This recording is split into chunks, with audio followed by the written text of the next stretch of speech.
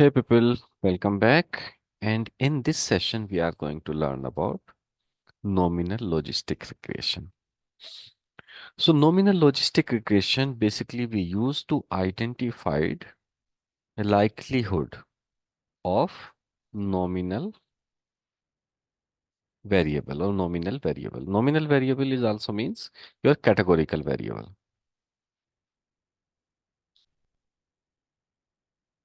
And what is the categorical variable? Basically, when we say nominal, nominal means it's a noun. Noun is a name of anything. Suppose there are students and which group they belong to. Group of student. And then you want to find out they are group A, B, C or D. Based on the marks that they have achieved in their assessment. So based on the assessment marks, you wanted to find out what is the probability, what is the likelihood that these students belong to any of these group. So Y variable is your categorical variable, noun, and X variable is your numeric variable. Then we use the nominal logistic regression. How does it work? You have the Y variable, suppose like this, and X variable, which is the marks like this. Maybe I have a group of student which belong to maybe group A, let's say B, C, or D. I'm trying to find out if the marks of the student are increasing. Is the probabilities increasing from A to B, B to C, C to D, or the probabilities are decreasing? Like if marks are high or low, marks are low, then probability is D. Marks are little more, probability is going to C. Marks are more, probability is B. Or marks are even more down, like as here, more high, so probability belong to A. This kind of what is the likelihood, what is the probabilities we identify with the help of nominal logistic regression. This technique we can use in the research, like as you are doing the market research maybe. Suppose based on the age of the people, you wanted to find out which kind of product they will buy when they are coming to your store. Maybe like as people will go for the shopping, maybe merchandise or maybe their own clothes and other. So which is based on the age of the pupil or how much time they are spending in the store. Which color, what is the likelihood of the color they will buy? So color is a nominal data and based on the time they are spending in the store or maybe based on the age or maybe based on the income, which is a numeric data, we can identify the chances or the probabilities of which color or which product they will buy. That's how this is the application of nominal logistic regression. Now, let's take an example. So I have some data here. As I was telling, maybe I will take the Y variable as a group, A, B, C, D, and based on the writing score, how well they write, what the score they have achieved in their writing, I wanted to find out what are the probability that they belong to the group A, B, C, or D. Maybe I will add a later and another factor. Maybe I want to find out the probability by gender. So we'll go to the stat, regression, and nominal logistic regression here. Your Y variable is group, where the input variable is writing score. Let's go as of now with this. Click on OK. And here are the result. What does it says? Altogether you have 1000 sample data. Group D 402, Group C 319, Group B 190, Group A 89. Some of the p-values are less than 0.05, some of the p-values are greater than 0.05, like as 0.061 or 0.076.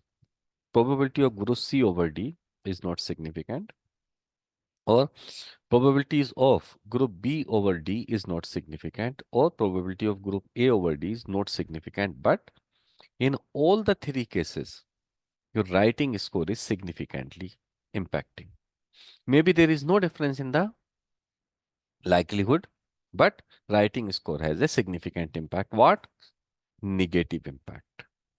Because odds ratio is less than 1, which means as your writing score is increasing, the chances you belong to group D over group C, or group C over group B, or group B over group A are declining. That's the way we'll be reading it. All slope equal to 0, p-value less than 0.05, which statistically says there is a significant difference among the values. Value means probabilities of A, B, C, D. Does your data fits well? Deviance table is on the borderline. As per the deviance p-value, it should be greater than 0.05, but actually it's less than 0.05. So basically, the data which you are using is not supporting well, or your data you cannot take it confidently that this data will give you the correct predictability. There is ambiguity. So probably we may need to collect more data, or maybe we need to find some more data, because this p-value should be greater than 0.05. Now let's see, I add another factor into this, the probability of group A, B or C, D based on the writing score. Does it depend on the gender, like as you are a male or you are a female? So you can add gender here as well as in the categorical predictor. Now I will look for the probabilities. So probability by gender are given here, and if you see the p-value for the C over D for the male is less than 0.05, and here for the male is again 0.05, less than 0.05, and in this case it's not less than, it is greater than 0.05. So basically, when you are changing from C to D or B to D compared to A to D, so these C over D or B over D are significant, and the A over D is not significant. And when the A over D, the chances are increasing, because you see the odds ratio. As the math score is increasing, there is a higher chances that you belong to group A over D. While the other cases, especially in the case of when the C over D, the chances are too low. Which means if I see the correlation between, so it will be first, it will be in a declining trend, and the second, it will be in the last, which is your group A over D will be your upward trend. Let's generate the probability. Here again, I will see all slope equal to 0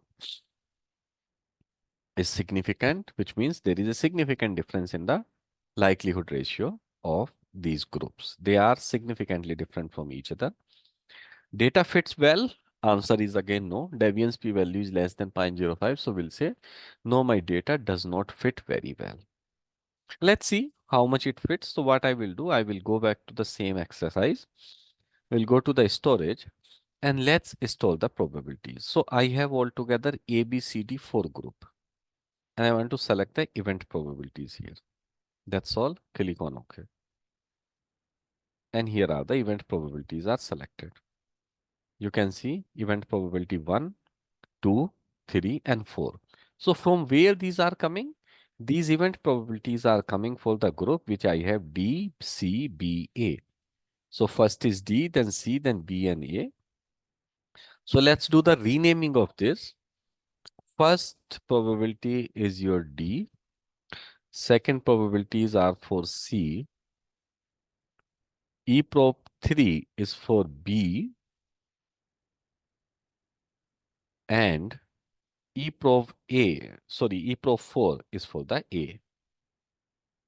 This was the sequence that we have in the Minitab for this data.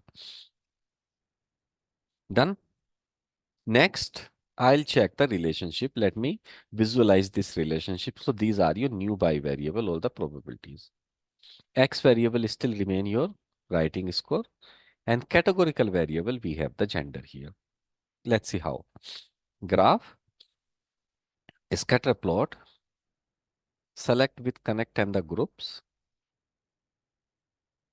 Now your y variable is, let's say, probability of D. with writing score, C writing score, B writing score, and A writing score. Categorical variable is gender. In multiple graph, let's say on separate graph, click on OK, and here we go.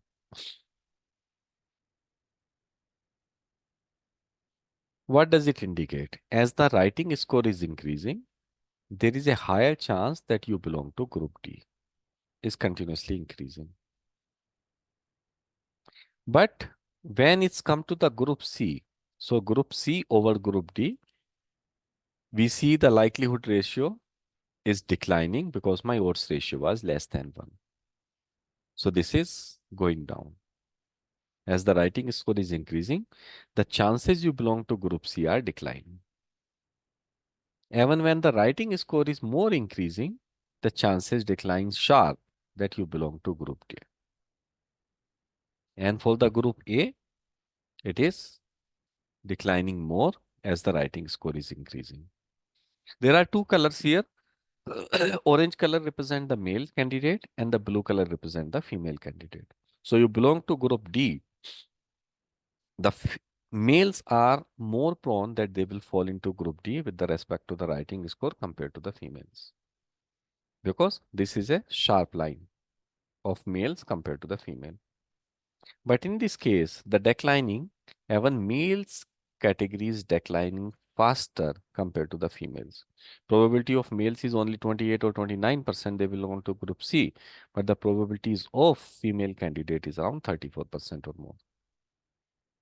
Similar way we read here, the probabilities are declining. The male candidate probability is much lower compared to the female candidate probability because male candidate probability is somewhere ranging from 15 to 20, 30%, 25%, and female candidate probabilities are ranging from 15 to 35%. And here is the A. This is the way we identify the probabilities and we run the logistic regression nominal. The actual probabilities we have already stored. Suppose your writing score is 74 and you are a female candidate. So the chances you belong to group D are 38%. Chances you belong to group C are 35%. Chances you belong to group B are 19%. And chances you belong to group A are around 6%. Let me delete this for a time being. Now, further I go. You are a male candidate and the writing score is 44. Chances that you will belong to group D is 31%. Chances for the group C is 30%. Chances for group B is 22%. And chances for the group A is 15%. So which means as the writing score is declining, the chances you belong to group A over the group B are much higher or group B over the group C are higher like this. This is the way we are reading this. That's all about the nominal logistic regression, people. Thank you so much and I'll see you in the next session.